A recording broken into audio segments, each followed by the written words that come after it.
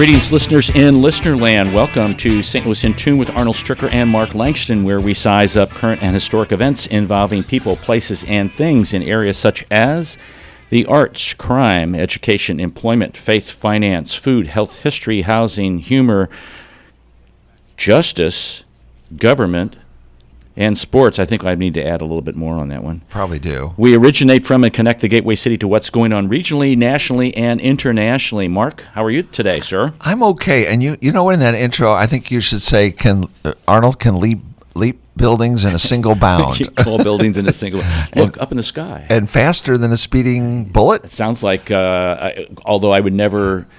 more powerful than a locomotive? It's all coming back to me now. I would never equate myself with Superman. Never. Well, thanks for asking. I'm doing well. I am doing well. It is a... I think the weather rolls dice. Okay, and what are we going to do today? Okay, we'll be cold. Okay, we'll be hot. Okay, we'll be rainy. It will snow today. So that's where we are, folks, in St. Louis right now. We had 72 degrees a couple of weeks ago, and now we're going to be like 15 tonight or tomorrow night, something like that. Typical. It is winter, though, so I think we have to think about that. And there's no global warming. I just thought I'd throw that in there. A little climate change. Yeah. Maybe a little climate change. Climate change, yes. Climate change. Better way to say it. So here is a thought for the day that to think about. Winning doesn't always mean being first. What?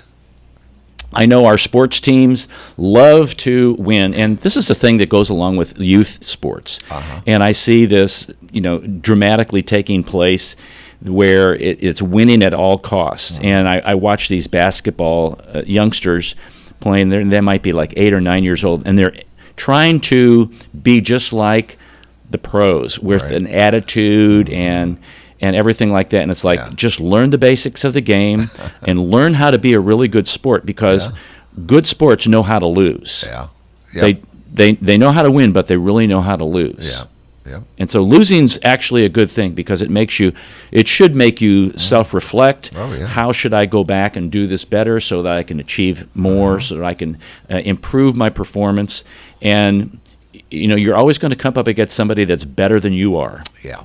There always is somebody out there, but it should make you rise to that occasion. Right. And I remember when I used to teach band, and we'd go to competitions, and it's like, if you try to think that you want to win all the time, and you're satisfied with your performance, what do you get? You should always try to be, this is the best performance I could do on this particular day, and let the chips fall where they may. Right. That should be the way it goes. Right. And hence, it's not if you win or lose, it's how you play the game. Be good sportsmanship. It is. I hate to use all these little cliches. Cliches, but they are. They are. It makes total sense. Man. Well, it makes sense with our guest today, too, because he is in a play that I find very fascinating. The name of the play is Every Brilliant Thing, which, if you just think about the name of that, it evokes some kind of thought process of this is interesting. I wonder what this is about. But there's some little twists and turns to this. And Will Bonfiglio is our guest this morning. Will, how are you today, sir? Hey, I'm doing well. Thanks for having me. The New Jewish Theater is going to be presenting this play. It started yesterday, March the 16th, and will run through April 2nd. How did it go yesterday? It went well. I think we had a really lovely audience, and it was nice just finally getting a chance to share it with a group of folks that weren't just in rehearsal, with me the whole time. So it was nice to have some fresh eyes on it. And this play is a little different in that you're the only performer on that. I would put that in quotation marks. Mm-hmm. Am I correct with that? What? Yeah, yes, that's correct. While it is like a one-man show, the audience has a bit of a role as well. They have a variety of different kind of parts to play throughout the show. There are a few roles that the audience might have to help me with by, me giving them some lines, things like that to play certain parts. But a lot of people in the audience will receive like a note card that has something on them to say during the show that corresponds to the list of brilliant things that I reference throughout the piece. How fun. So you just don't go like in the middle of it, like I'm picking you out in, row W and seat number 3. They actually No, have something ahead of time? yeah, everyone pretty much does. There are a few parts that are a little more on the spot, but those are I try to vet those, early on, so I get a sense of who might be willing to play and who doesn't. I try to, nothing should be coercive. Everyone should be able to consent into doing it or not. So I try to suss that out from the beginning. Now, it sounds like because of something like that this would be like a humorous kind of funny thing, and I'm sure there are moments like that, but the whole play itself is very serious and has a serious tone to it. Would you kind of describe a little bit about, what this is about? Sure. Yeah. No, I think you're absolutely right. It's an interesting balance, I think, of humor and kind of reflection and sadness, because the play really is about this boy who, when he was 7, his mom attempted suicide, and so his way to try to connect with her and help her was to create a list of everything brilliant about the world. And so he has this list of brilliant things that he develops, and then this list he keeps adding to throughout his life and throughout her subsequent attempts. And it's this really piece about gratitude and about what we find worth living for, really. And so while the list and the play is surrounded by this idea of suicide and depression, which are ideas that have affected all of us, it has this real kind of life affirming piece to it, and this idea of gratitude and a lot of funny, very joyful moments as well. And so I think it's hard to find that balance, but I think this play does a really nice job of that. And the storytelling kind of element of this, with this interaction of the audience as quote unquote performers, how does that flow back and forth so you keep the storyline element moving constantly?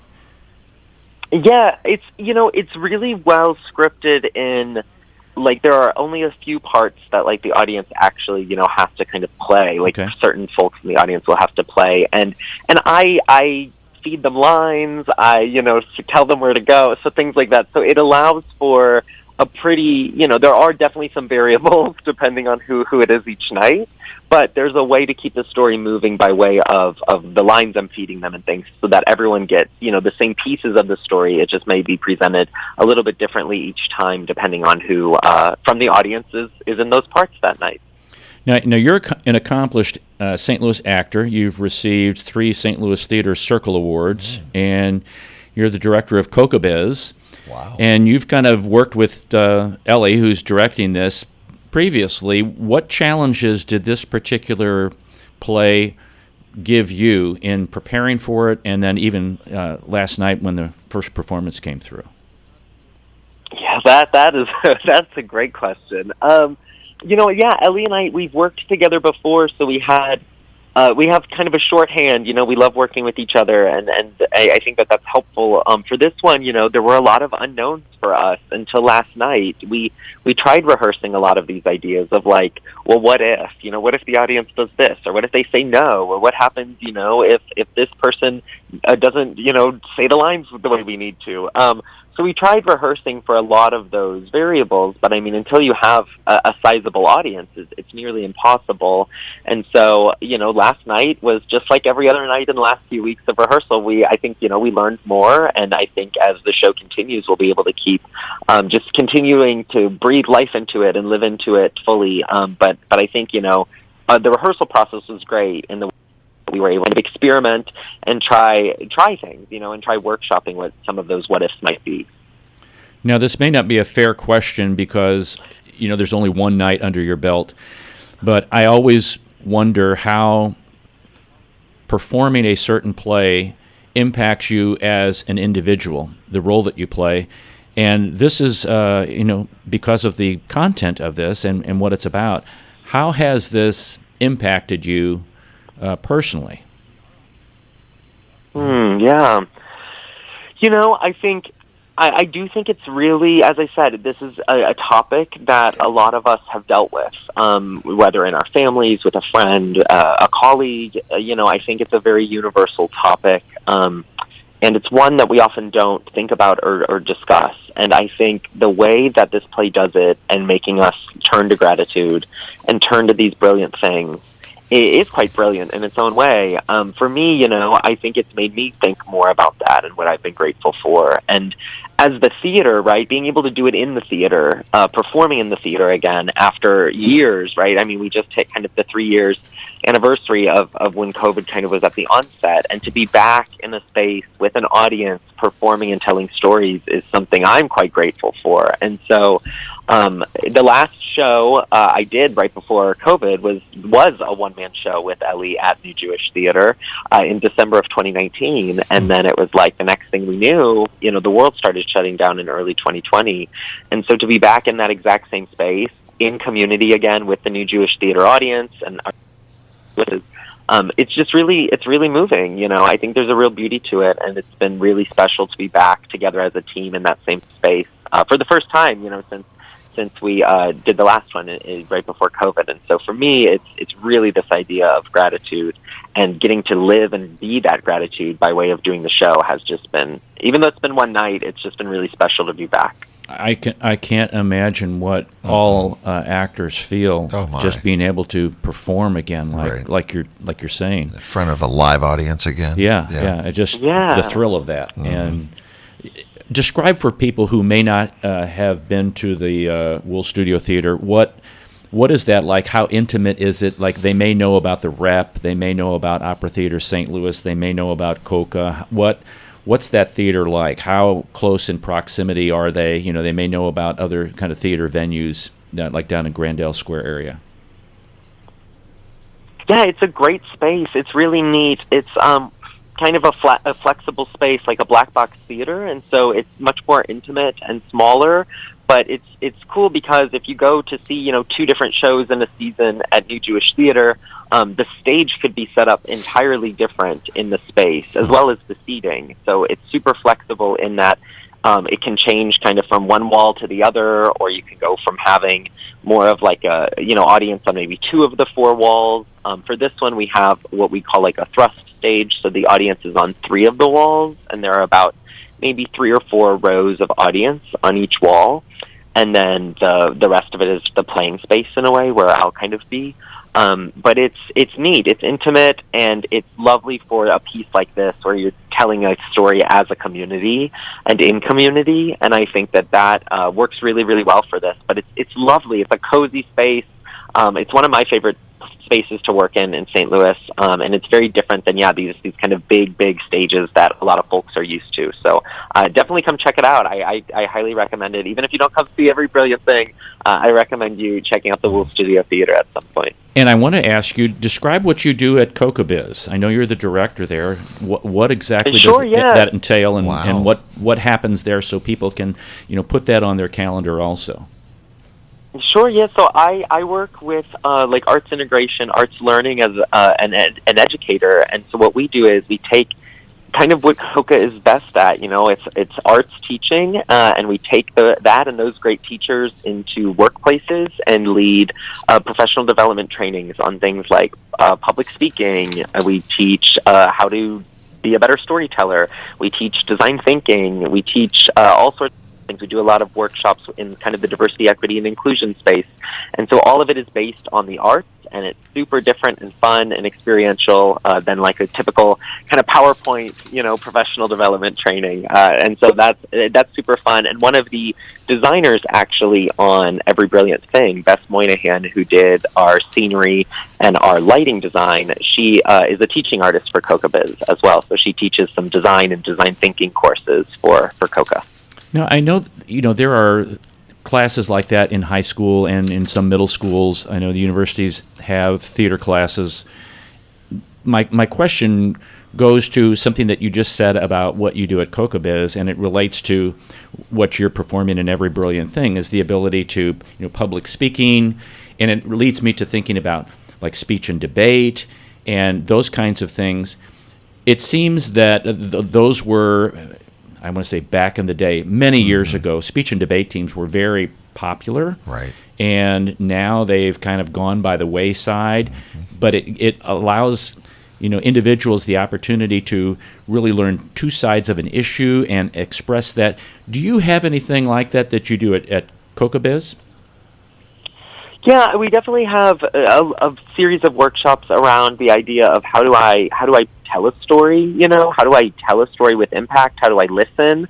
We have a few different workshops that teach those types of things, and then we have one really about how do I think about my audience when I'm telling a story and connect my body and kind of my presence to my voice and my message, and be able to convey what I want in a very kind of convincing and commanding way. But at the same time, we do have ones, which are about like the power of listening and being able to actually hear what someone is saying, and understand it and take it in and be able to respond to it. And so I think you make a great point, where with technology, it might be the culprit of it, but it seems like we've turned to this space where it's like everyone just is in social media, kind of in the cloud, writing what they want and not really listening or responding. It's really just writing, and talking. And I think, how do we, find that type of conversation again? And so, to your point, these pieces that we had in school that no longer are here, I think we're doing ourselves a disservice. As a community, we need to have conversation. We need to be able to listen to one another. And so, I think the arts provide a way into that. And I think it's great that even workplaces now are noticing that as well, and trying to allow their teams to have that type of learning experience. This is Arnold Stricker with Mark Langston of St. Louis in Tune. We're talking with Will Bonfiglio. He is the actor in Every Brilliant Thing, which is being performed currently through April 2nd at the Wool Studio Theater. That's 2 Millstone Campus Drive. And tickets are available at 314-442-3283. Will, one last question here. Do you have a favorite line or a portion of the play that kind of sticks in your mind? Sometimes you read a poem or you read a book, and there's something that just jumps out at you, and you memorize that, and it becomes this, I don't want to say a mantra for you, but it's something that you can identify with personally. Is there something like that in this particular play? There are a ton of good parts. It's hard to pick one, and there are a ton of really brilliant things in the list that we talk about throughout it. But I think one of my favorites is probably, it's number 1092, which is conversation. And I think it just feels like the perfect bow after what we just talked about, and being able to be here with you this morning. But I think being able to be in a space and have conversation and share it again in community after these years of a really, really trying time that I think led to a lot, of depression and these issues that the show is about. But I think it's so important to be together and being able to share in that again, and the joyous moments. But it's really fun. Everyone has a different favorite thing, I think, by the end of the show. And everybody should go check this out. It's at the Wool Studio Theater, again, 2 Millstone Campus Drive, all the way through April 2nd. Individual tickets can be purchased at 314-442-3283, or go online at newjewishtheater.org, newjewishtheater.org. Will Bonfiglio, thank you for coming on St. Louis in Tune. We greatly appreciate your time this morning, sir. Oh, yeah. Thank you. Thank you for having me. Take care. You too. All right. Bye-bye. All right. Very nice. I should have asked him, does he have to do any kind of costume changes? Oh, yeah. I didn't Being think an about old that. guy. Yeah. I know. I didn't think or about that. Set changes. Who does that? Does he do that too? He might. I love the idea I know. of this interaction and kind of improvisation with the audience. I love it. So you get a card and you've got to do whatever that's your part. Because maybe this is some individuals, they're like, I've been waiting for this moment all my life. I can be on the stage, although I have to sit in my seat or something like that. Maybe they do get on stage. I really don't know that. That's kind of fun. I'm reading here from some information that I have that they play real characters, including a veterinarian, a school counselor, and even a love interest. Ooh. So there's a twist there. So the audience members do or bring or happen to have in their pocket is also based. That's what the improvisation is based on. Oh, no. So okay. you got to watch what you bring to the play. Who knows? Right. Who knows what you've got in your pocket right now? I wouldn't even. I don't know. We ought to ask that sometime to our guests. What's in your pocket? What's in your pocket, Mark? I have a pocket knife. Wait, I'll tell you. I have some business cards. It's like, what's in your wallet? I know. I have some of my medicine. I don't have much medicine. I have my pocket knife, and then I have my hook. Okay. I've got a little hook depending on where I go, it's one of those hooks you can instead Open of a door. Yeah, instead of grabbing the door, if I go in a bathroom or some public bathroom, I'll use that hook to. Right. I know. I don't want to get into that, but but I got my hook. No, I get you. I always have my hook. I lost my first hook. This is my second hook. Okay. I'm on my second hook. Do the kids call you Captain Hook? Yeah, and a couple other things they call me too. Yeah, I've just got keys. Do you only have keys? I You have- travel light? Oh, I have keys. Yeah. Yeah. You travel keys light. in my wallet. Yeah. I have to say, I never carried a pocket knife ever for a long, long time. Even being in Scouts for years. And my brother gave me a pocket knife one year and it's just a simple pocket knife, Gave me one, and I use the thing all the time. And now I got to have a pocket knife. And I got to remember to take it out when I go traveling. Right. Because it's just not going to go over well at TSA. Right. Well, it reminds me that I'm reaching down, I'm feeling in my pocket, and I do have my box cutter with me. Because Ooh. there's That's a little. yeah, there's some. I wouldn't let you boxes to play with I that. need to take out and put in the recycling, and it's easier than just trying to kick them or rip them. It's Okay. easier to do that. And Right. I forgot to take it out of. It's my crazy pocket. to have something that cuts things. How much you use Right. it for? Oh yeah, I always think about wow. I mean, lots of things. yeah, all the time. I just had no clue. For years I never had a pocket knife. That's for older. Okay, now what's in your socks? Hangnails.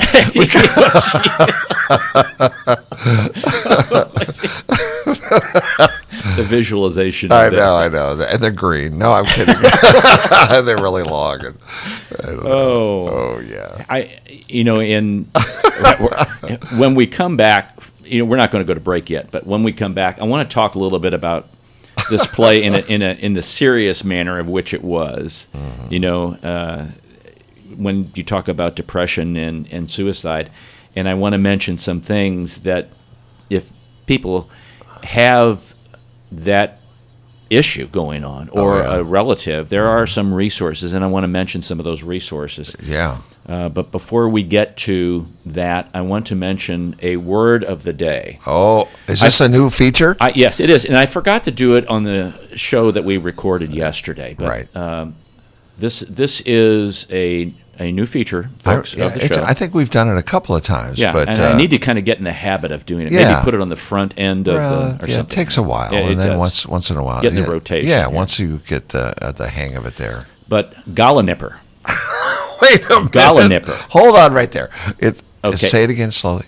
Gala nipper. Gala nipper. And Okay, you want to spell it? I will spell it because it's not pronounced like it's spelled. Okay. It's GALLINIPPER. Gala nipper. I would think it would be pronounced gala nipper, Yeah. but it's gala nipper. Gala, Nipper. okay. And it's could be various insects that sting or bite, especially like a large mosquito. Is that where the nipper comes in? I guess so. Okay, just asking. I didn't take Latin. I'm asking for a in friend. School, so I didn't want to take it. No, I didn't either. So gala nipper, folks. That's like, wow, that's a big gala nipper there. And people will look at you. It's a large insect that bites or stings. That's Like a what big people say. mosquito. Yeah, And we're getting into the gala nipper season. we are. And they love me. They love my blood. I need to write this down. I'm wondering why there hasn't been a sports team called the so-and-so Gala Mosquitoes. Oh, or the gala nippers. Yeah, or the gala nippers. That would I be a like great the one. gala nippers. Personally, I like the gala nippers. Yeah. I hope I remember. I should write down the gala nippers. Yeah, that's a really good word. I like we that can word. increase people's vocabulary. I like that word. Yeah, impress your friends. Absolutely. Yeah. You don't be a gala nipper to me. Right. Don't be some large, blood-sucking, stinging, large mosquito insect to me. And folks, people evaluate you the moment you open your mouth. That's right. As soon as you start spewing, if you said, "Oh, that's a gala nipper over there," they're going to go, "Holy, this guy is I educated. need to get my thesaurus out. Who is this guy? I A need gala to- nipper." Wow, we need I know. we need the dictionary around this guy. You know it. Well, that's verbose. Okay, it's very prolix. All right, we're gonna take a break right now. Gala and- nipper. I like Yeah, gala we'll nipper. come back Gala for our nipper's next a Gala fun- Nippers Okay. segment. All right. So you're listening to St. Louis in Tune with Arnold Stricker and Mark Langston on the U.S. Radio Network.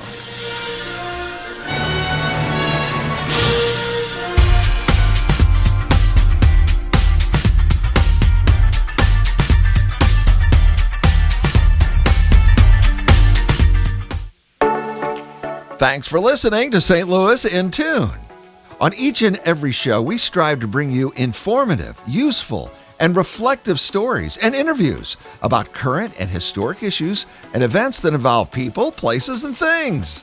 Hey, we cover a wide range of content in the arts, crime, education, employment, faith, finance, food, health, history, housing, and humor, justice, and sports, and that's just to name a few.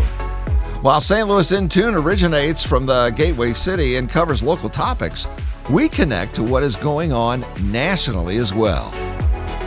If you missed any of our previously aired programs of St. Louis in Tune, simply visit stlintune.com. That's stlintune.com. There you'll find every show from our first to our most current. Use the search engine and look for a show that might interest you. And if you have an area that you'd like us to examine deeper, let us know. Just drop us a line at stlintune@gmail.com. That's stlintune@gmail.com.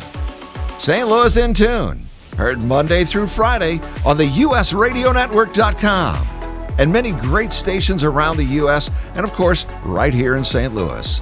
Our website again is stlintune.com. stlintune.com.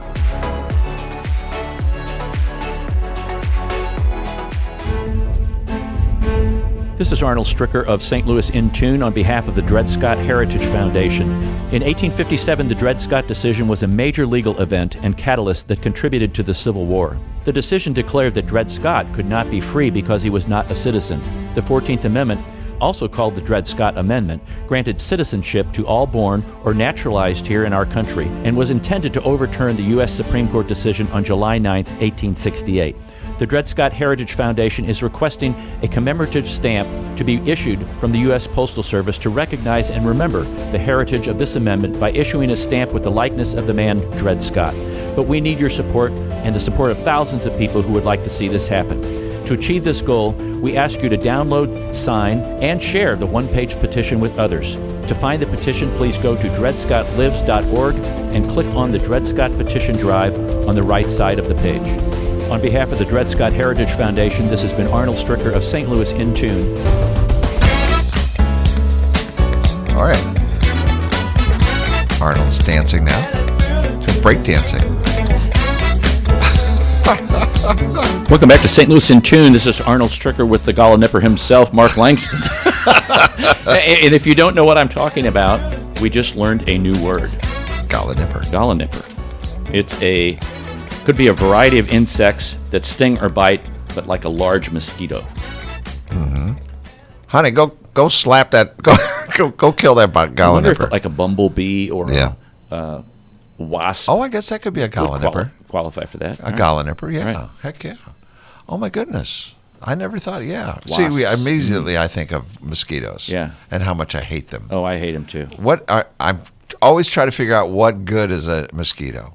I know some birds eat them. That's probably the only good that comes out of a mosquito. Right. Honestly, is that it can feed the birds that eat them. Yeah. That's it. And I understand, what are the purple marvins? They love them. They say put a purple marvin house up, one of those condos that the purple martins have, and attract purple martins. If they'll come and stay there, they'll stay there forever. They're right.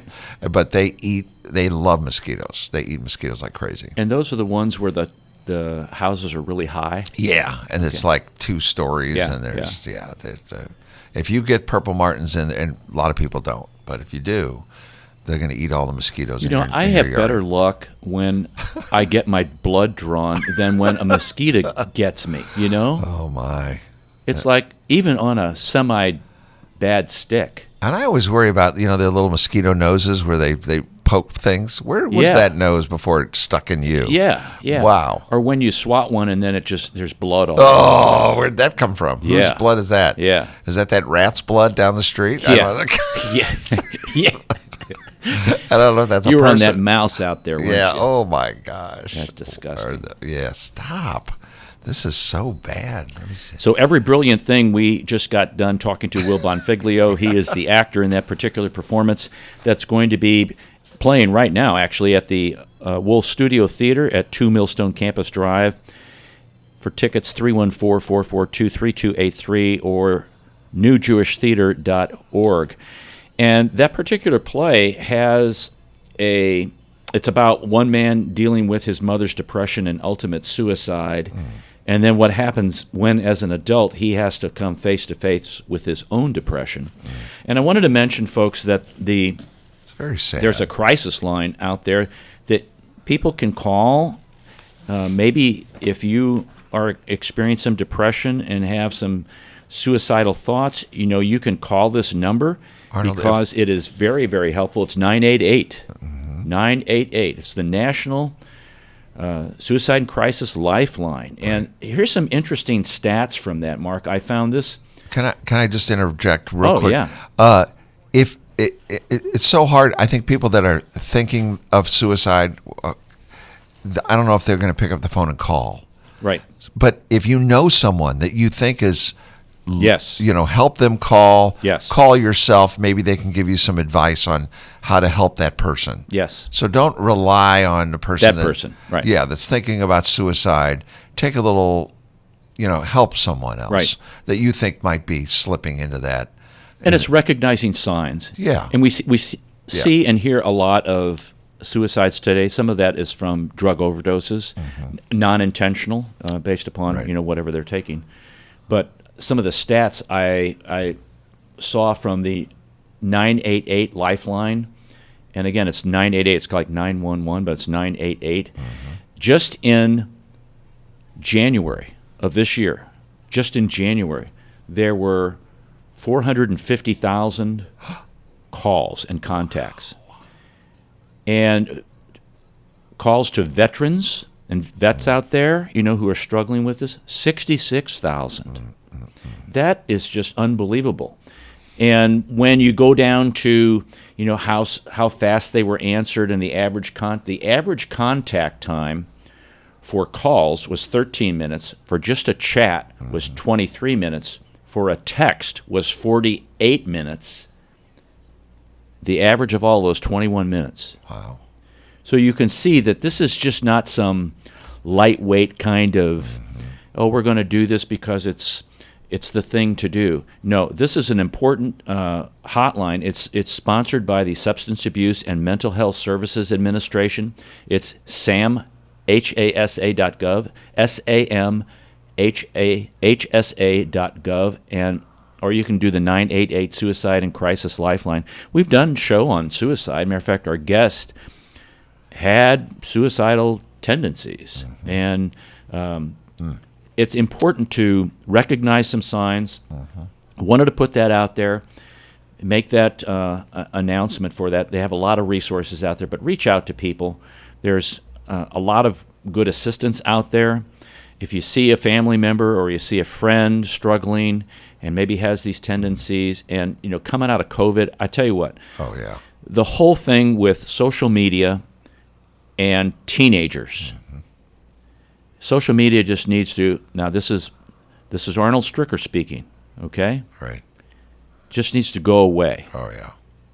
It just needs to go away.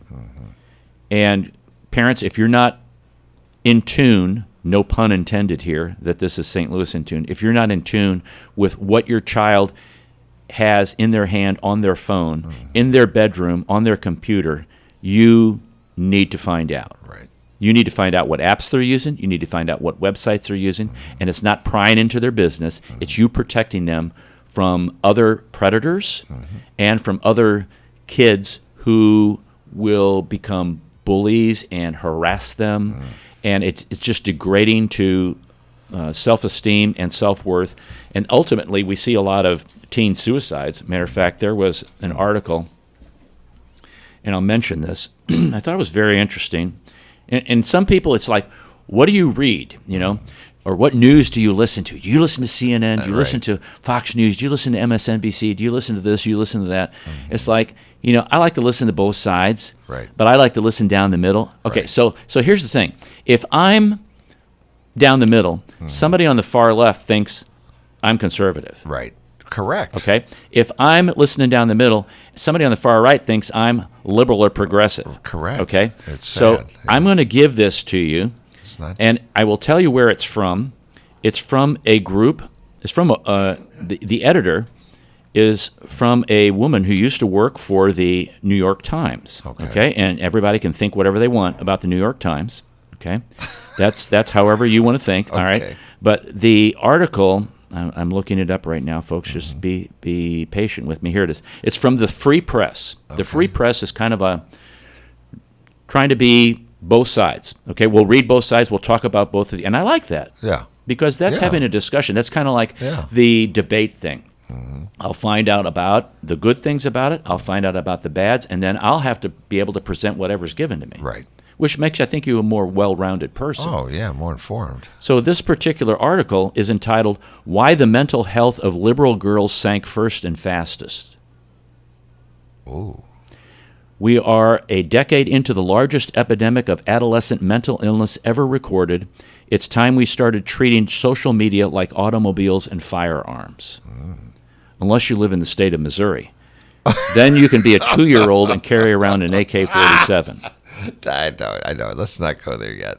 Let's do a show on that, though. But this particular person, it's a very long article, very well researched, has graphs about where kids are with how things are impacting them and their, I don't want to say their political positions and things like that, but what things they believe in, what they listen to, and then how that impacts them personally. Right. And that's done through social media. And very, very interesting. So parents, find out about what your kids are listening to, what they're reading, what apps they have on their phone. Do they need a phone? Right. Okay? It's like, my gosh, some parents are like, well, I need to get in touch with my kid whenever I need to do that. Well, why are you calling them during school? Because they're in school. Right. Don't you think they should be learning at that time rather than you interrupting everybody else's learning so that you can ask them some, my words, dumb question? And let them be on their own a little bit. Find their way. And if you're going to talk about this with your child, I would say, don't come in like guns a-blazing. Yeah. What's on your phone? Yeah, give me your phone. Yeah, let me see what you're doing. What are you No, to engage them, talk to them. Right. Listen. Oh my goodness, listen.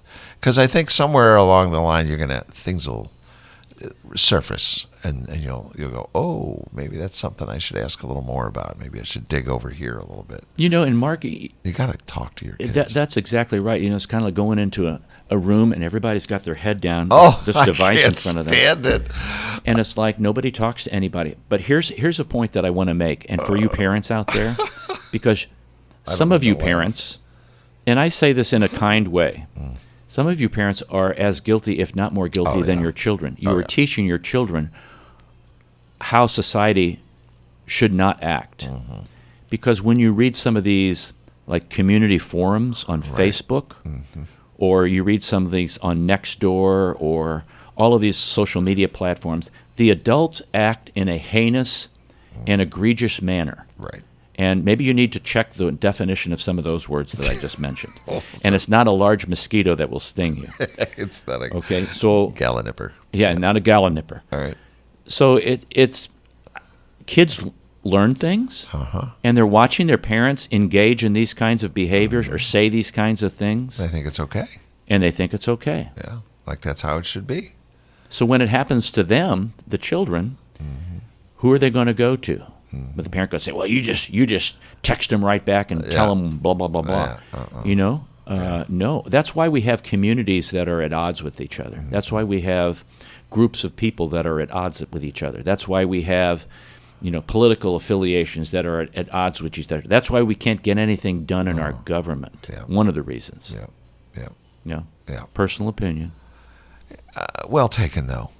It's well taken. We were at dinner the other night, and I looked over at a table. I don't know why I remember this. Everyone at the table, they were all young, too, had their phones up, and they're looking at their phones.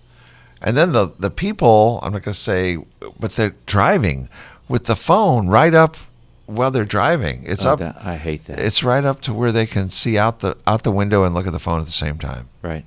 Can't do it. I No. don't do it. No. I tell my kids don't do it. No. We eat at dinner, and it's like, come on, get off the phone. They don't eat. They don't get on the phone though. Yeah, you keep it in your pocket. My boys are good about it. Thank goodness. Knock on wood. I think people are looking for affirmation of maybe something that they've posted or a Right. photograph or seeing if somebody's dissing them or Yeah. just, information overload. What do you do with it? Yeah, people want to be recognized. That's human nature. We all want to be recognized. It's just the way we are. I'm sorry, our buildup. And I think like you say, it's an affirmation. It's like I sent something out. I want to know if I'm being recognized or not. How many likes did I get? Yeah. Parents, you want to recognize your kids? Tell them you love them. Oh yeah. Oh yeah. Put your arm around them. And they might bristle. They and they do. might go, "Why'd you say that?" I get that all the time. Because are you I know. are you demonstrating that or are you just saying that? Yeah. And kids, the older kids get, the more that they could say, "I love you too." Yeah. You know? It takes them a while. They got to go through a little stage there. Right. Then they come around. Yeah, they have to be at least in their 30s, so They go, that executive wait." function has kicked in. All that stuff is connected up in the head. And That's right. That's forward. exactly right. I wanted to mention something with baseball season coming up. Uh-oh. Crack of the bat. Here we go. I thought this was very interesting because I've been seeing some things where some of the batters and pitchers are kind of a little upset with managing this clock now. Oh, yeah. The batter now has only so many seconds to get ready. The pitcher has so many seconds to get ready. I was watching something where the umpire was not behind the plate. He was getting some Balls from the ball boy, and the batter was kind of being polite, waiting, and then stepped in the box, and the umpire went, "Oh, that's it." And it's like, and the batter was like, What? "Dude, what's wrong with You you?" I weren't was just, here. So, and I remember when I was a kid growing up, ball games were like 2 hours, Yeah. especially when Bob Gibson was pitching. Oh, my. He didn't mess around. No. He got He the ball didn't. back. He looked at McCarver, and he pitched the ball. Wow. That's true. That was it. That's right. And if you weren't ready, you might get hit in the head. That's right. That's right. So in none of this, Or a I've strike. got to adjust my I gloves know. 50 times, Oh. flip my bat, knock my cleats, draw something in the dirt, look at everybody and spruce myself up, give myself a little puffy. So I want to read something to you. A little puffy. Okay. This is by a man named Roger, I think it's Engel. All right. He says, the American obsession with sports is not a new phenomena, of course, except in its current dimensions. It's excessiveness. What is new and what must at times unsettle even the most devout and unselective fan is a curious sense of loss. In the midst of all these successive spectacles and instant replays and endless reportings and recapitulations, we seem to have forgotten what we came for. More and more, each sport resembles all sports. The flavor, the special joys of place and season, the unique displays of courage and strength and style that once isolated each game and fixed it in our affections have disappeared somewhere in the noise and crush. Of all sports, none has been so buffeted about this unselective proliferation, so maligned by contemporary cant, or so indifferently defended as baseball. Yet the game somehow remains the same, unadulterated and comparable only with itself. Baseball has one saving grace that distinguishes itself for me at any rate from every other sport because of its pace, and thus the perfectly observed balance, both physical and psychological, between opposing forces. Its clean lines can be restored in retrospect. Now, he goes on, this is maybe a little dated, and I'm going to go right to the end of this article. Okay. Because I remember, sitting again like 3 hours and 15 minutes. What are you guys doing down there? Right. And I know media has a play in this too. Like Sure. over broadcasting these games, all of our people have to have, Bally Sports, which is now, declared bankruptcy, which the Cardinals bought into, and now everybody can't watch baseball. Right.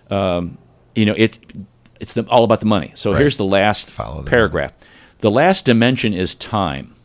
Within the ballpark, time moves differently, marked by no clock except the events of the game. Well, now it's marked by a clock. This is the unique, unchangeable feature of baseball and perhaps explains why this sport, for all the enormous changes it has undergone in the past decade or two, remains somehow rustic, unviolent, and introspective. Baseball's time is seamless and invisible, a bubble within. Players move at exactly the same pace and rhythms as their predecessors. He says this is the way the game was played in our youth and our father's youth, and it's changed. Right. The game has changed. Right. And, it's like going to the DH. Mm-hmm.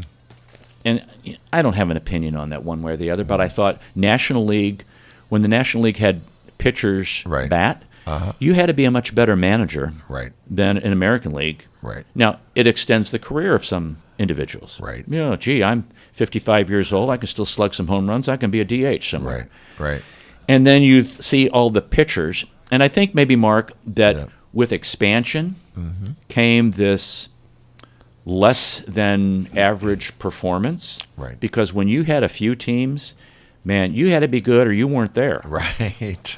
And the pitchers who pitched and everything, they were on top of things. And you had to be on top of the game. And the game was enjoyable. And when we played the game, we didn't, I didn't, knock my cleats, or we didn't have gloves back then. You endured the smack on your hands, And, you'd go chase the ball over the fence because it was the only ball that you had. Right. So stuff like that. So when we get into now, we have to have clocks to make sure the game speeds up, or things like that, or the guy's going to take the long, slow walk from the bullpen to get in because it's all about him. Or these guys are such head cases, these relief pitchers. That's what I call them. And maybe they're not, but it's like, just get in there, and if you got a 100-mile-an-hour fastball, throw it. Yeah, throw it right down the middle. If that's your deal, just throw it. If you got a curveball, throw it. Oh yeah. So, that's how you do it. Yeah. I understand, I guess, a little bit why they're trying to speed the game up, maybe. But 30 seconds, isn't it like 30 seconds for a pitch? I think it is. It's like maybe a little more time than that. Like if you got to do this, and there has to be a compromise, I'd make it at least like a minute. If you want to speed up the game, I don't know. I like the way it has been. I'm not a big guy on changing stuff. If it ain't broke, don't fix it. I don't know. No, I agree with that. There is no time. It is good to go to a baseball game, forget about everything. It's a whole different time, like you say. It's if you got to put these restrictions on them, why do they have to be so short, I mean, heck, I'm thinking to myself, if I was a pitcher, 30 seconds, come on. Well, that's a lot. I mean, that's quick. Yeah. That's like. Then you get into the umpire thing where, the umpires, they some of them have some huge egos and they don't even know where the strike zone is. Right. And it's like, I didn't pay all this money to come watch you throw somebody out of the game. Right. I came here to watch them play baseball and you call a game. Right. Okay? Yeah. It's not about you. I didn't pay my money for you. Yeah. Yeah. I want to see my my heroes play the game. All right. So I'm going to go quickly into some Uh-oh. a funny thing here. No. And then I think we're going to call it a show, Mark. Really? Yeah. Oh, but we do have something more, right? Okay. Yeah. You got something funny? I have something funny. This is from when Prime Minister Mori was Prime Minister in Japan. Okay. A few days ago, Prime Minister Mori was given some basic English. I think Mori, he was Japan. Basic English conversation training before he visits Washington and meets President Obama. The instructor told Mori, Prime Minister, when you shake the hand of President Obama, say, how are you? Then Mr. Obama should say, I am fine. And you? Now you should say, me too. Afterwards, we translators will do the work. It looks quite simple, but the truth is this. When Mori met Obama, he mistakenly said, who are you? Instead of how are you? Mr. Obama was a bit shocked, but still managed to react with humor. Well, I'm Michelle's husband. Ha. Then Mori replied, me too. Ha. And there was a long silence in the meeting room. You're talking. Oh, I love it. I love it. That's funny. That's good. That's Michelle laughing. That's pretty good. That's the pistachio gallery. That's a good one. Right. All right. Okay. I thought That's good. No, I think that's great. Who knew? Language. Oh yeah. It's like translating something, and why did you put that on your head? I know. I don't know. I translated it wrong, I guess. Yeah, you probably did. Okay. Well, that's all for this hour. Thanks for listening, folks. Don't forget, when the Martians invade, there's only one race, the human race, and every one of us have different characteristics and is uniquely valuable. St. Louis in Tune is a production of Motif Media Group and the U.S. Radio Network. For St. Louis in Tune co-host Mark Langston, I'm Arnold Stricker. Remember to walk worthy and let your light shine.